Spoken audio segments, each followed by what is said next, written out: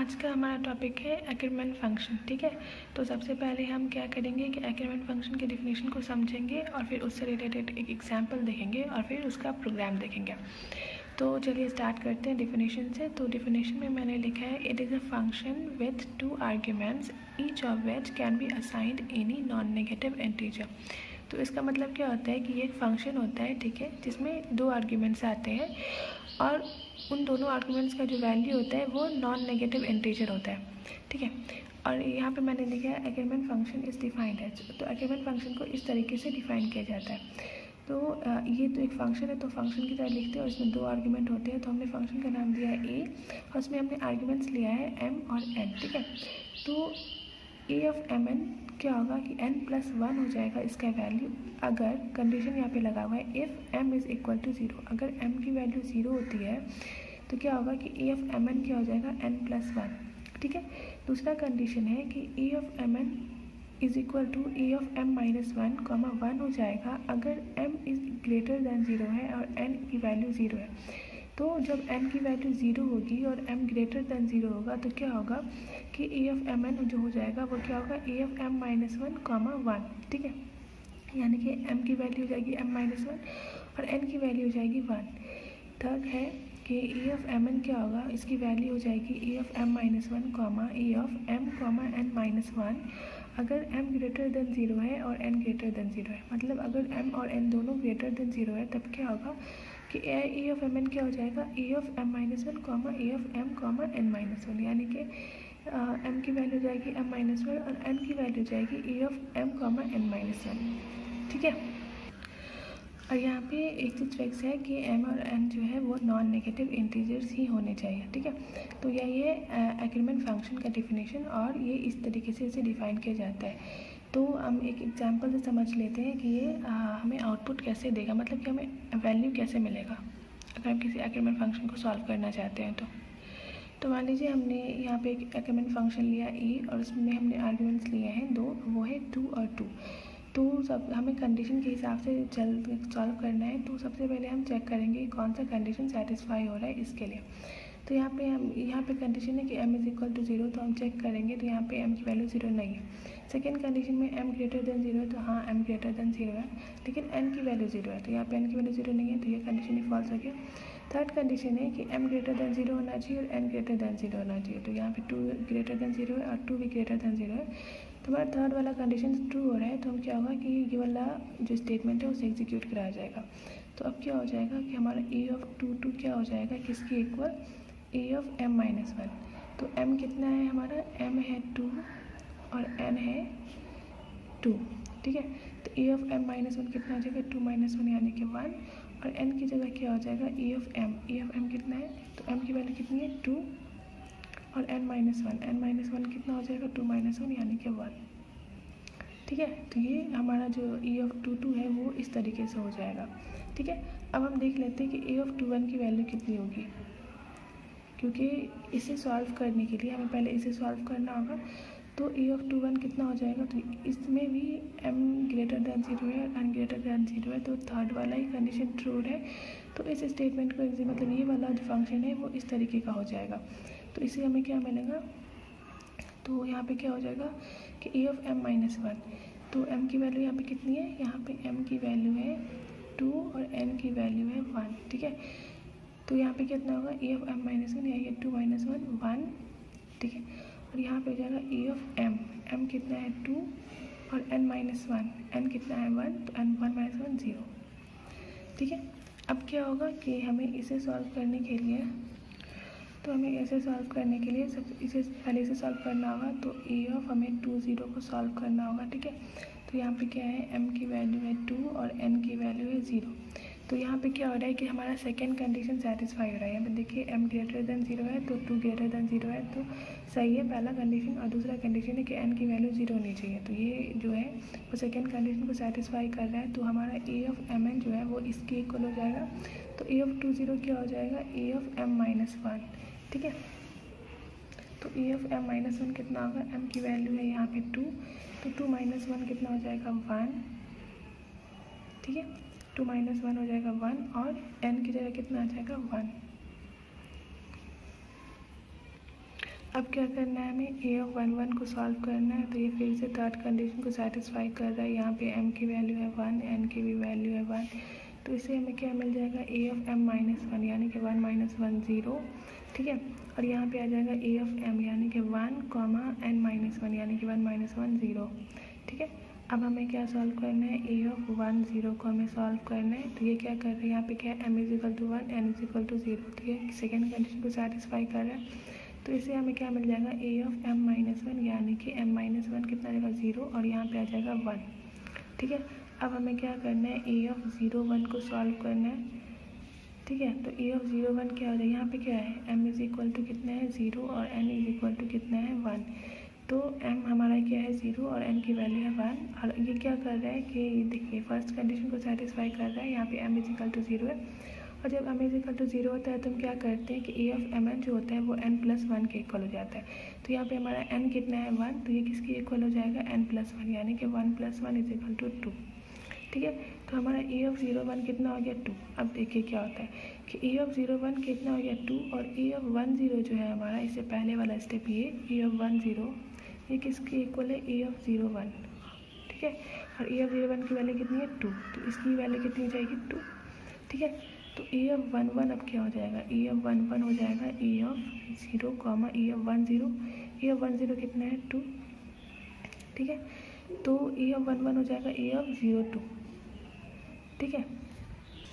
तो ए ऑफ 1 1 को निकालने के लिए अब हमें क्या करना होगा, ए ऑफ 0 2 को सॉल्व करना होगा।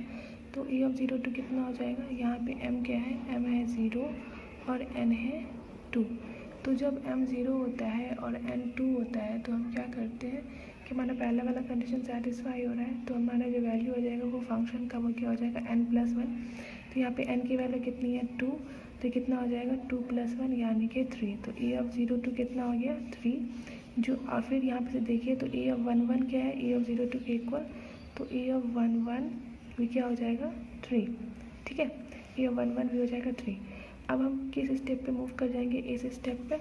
तो ए ऑफ 2 0 जो है वो किसके इक्वल है, ए ऑफ 1 1 के इक्वल है, और ए ऑफ 1 1 कितना है 3, तो ए ऑफ 2 0 भी हो जाएगा 3, ठीक है। अब हमें क्या करना है कि यहाँ पे जाना है, तो यहाँ पे क्या है, A of 2 1 is equal to A of 1 comma A of 2 0, और ए ऑफ 2 0 है, ए ऑफ 2 0 की वैल्यू कितनी है 3। यहाँ से कितना लिख देंगे हम, ए ऑफ यहाँ पे हो जाएगा हमारा A of 2 1 is equal to A of 1 3।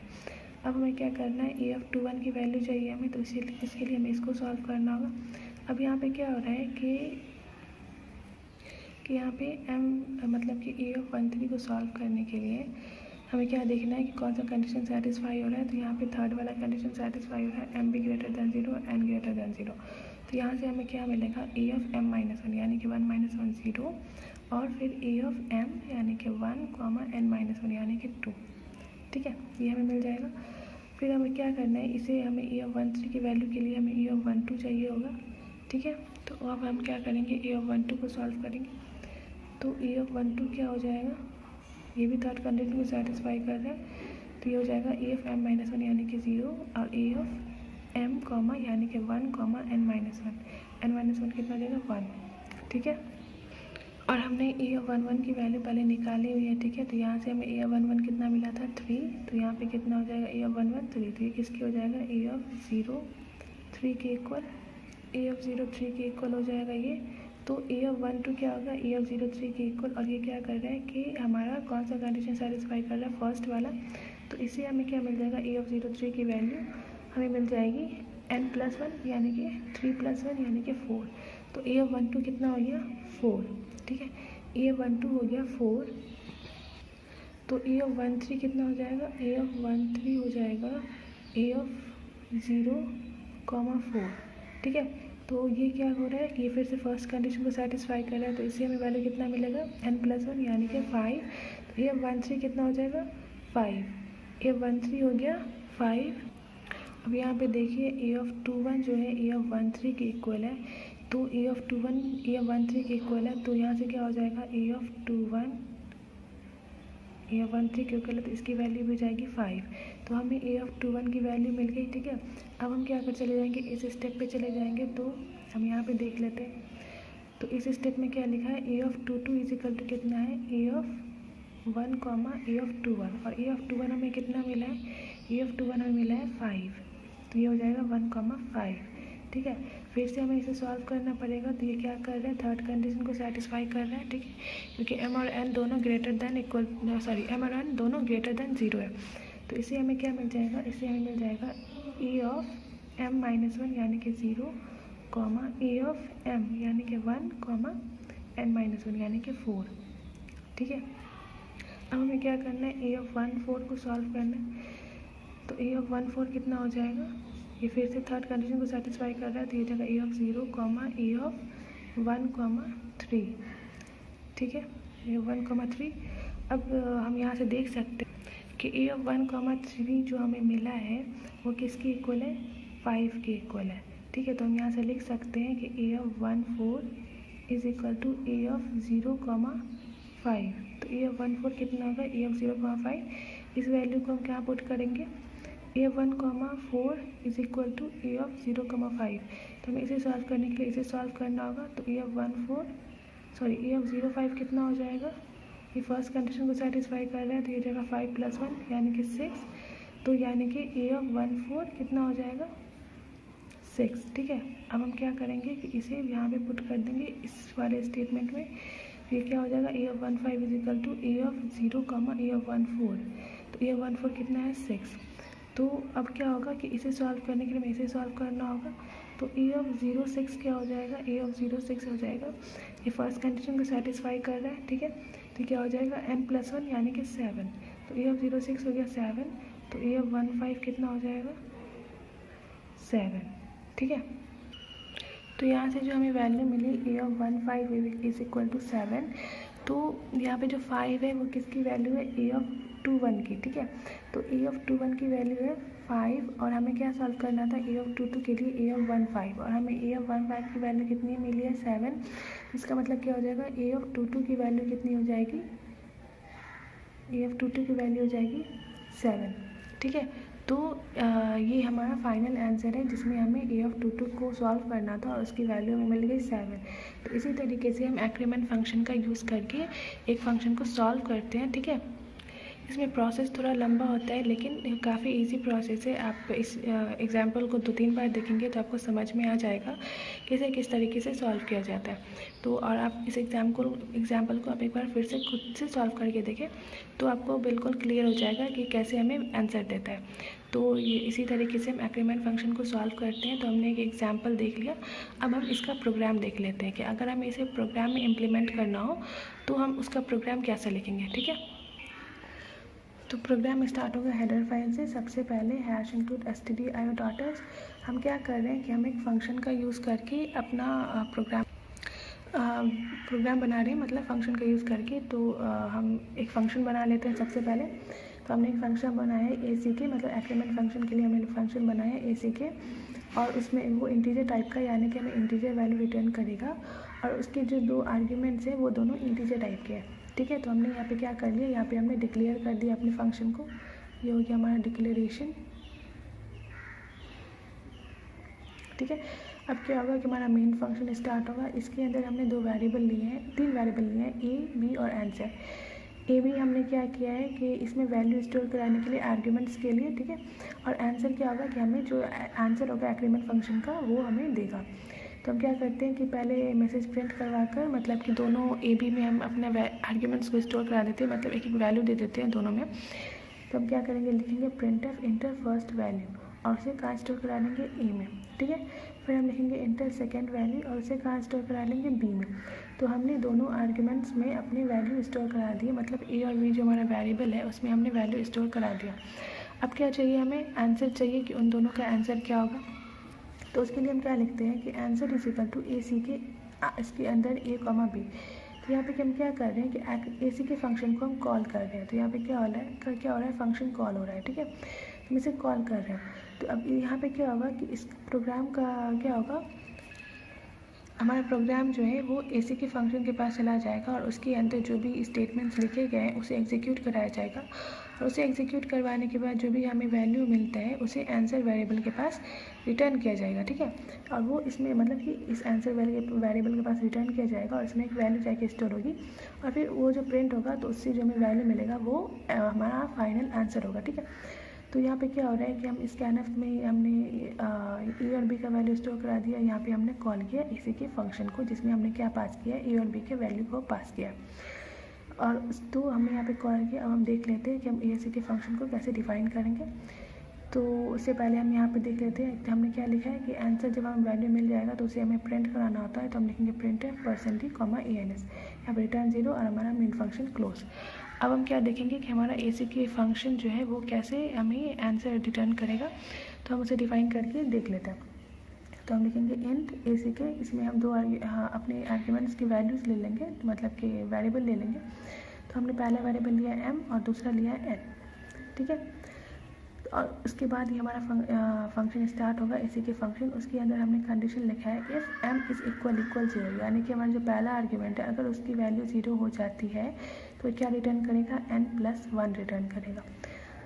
और अगर ऐसा नहीं होता है, ये कंडीशन फॉल्स हो जाते हैं तो फिर क्या होगा, दूसरा कंडीशन चेक किया जाएगा। उसमें हमने लिखा है एल्स इफ, मतलब कि अगर m की वैल्यू ग्रेटर देन 0 है, ठीक है, m की वैल्यू ग्रेटर देन 0 है और उसके साथ साथ n इज़ इक्वल 0, यानी कि ये दोनों कंडीशन ट्रू होने चाहिए, तभी ये वाला पार्ट एग्जीक्यूट होगा। इसमें हमने क्या लिखा है कि अगर m की ग्रेटर देन 0 है और n जो है वो इक्वल टू 0 है तो वो क्या रिटर्न करेगा, वो रिटर्न करेगा ए सी के फंक्शन को रिटर्न करेगा। उसमें क्या होगा कि वैल्यू होगी m-1 और 1, ठीक है। और हमने देखा भी था जब इसी के फंक्शन को हम डिफाइन कर रहे थे, जो डिफिनेशन के बाद हमने देखा था कि जब m ग्रेटर देन 0 होता है और n इक्वल टू 0 होता है तो वो चेंज होकर जो फंक्शन क्या हो जाता है कि m-1 हो जाता है और n की जगह 1 आ जाता है, ठीक है। और अगर मान लीजिए कि ये वाला कंडीशन भी फॉल्स हो जाता है तो हमारा प्रोग्राम कहाँ पे आ जाएगा, यहाँ पे आ जाएगा और इस कंडीशन को चेक करेगा, ठीक है। कि इसमें हमने लिखा है else if m greater than 0 and n greater than 0, यानी कि m भी ग्रेटर देन 0 है और n भी ग्रेटर देन 0 है, तब क्या होगा, तब वो रिटर्न करेगा रिटर्न ए सी के m-1, ए सी के m, n-1, ठीक है। तो वो ये इसको रिटर्न करेगा और ये सब जो भी कंडीशन ट्रू होगा उसी के हिसाब से वो रिटर्न करता जाएगा। और रिटर्न करने